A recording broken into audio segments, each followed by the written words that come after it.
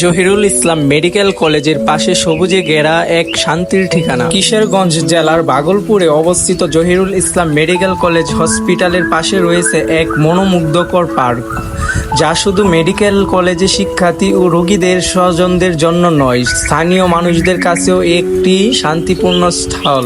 শহরের কোলাহল থেকে একটু দূরে গেলেই যেন জায়গাটি প্রকৃতির কোলে লুকিয়ে থাকা এক নির্জন সৌন্দর্য। পার্কটিতে পা রাখলেই চোখে পড়ে সবুজ ঘাস, সারি সারি গাছ আর রঙিন ফুলের সমারোহ। পার্কটির মাঝে রয়েছে এক বিশাল বড় পুকুর, যা সৌন্দর্য আরো বাড়িয়ে তোলে পার্কটির। প্রতিদিন সকাল বিকাল বিভিন্ন বয়সী মানুষ এখানে আসে, কেউ হাঁটতে, কেউ পরিবার নিয়ে সময় কাটাতে, কেউ বা একা একটু শান্তি খুঁজতে।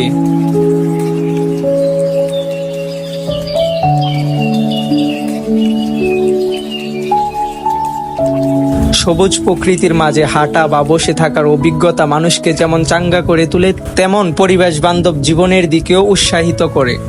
পাশে রয়েছে কয়েকটি বসার স্থান, যেখানে বসে কেউ বই পড়ে, কেউ মোবাইলে ছবি তুলে, আর কেউ নিঃশব্দে প্রকৃতির রূপ উপভোগ করে।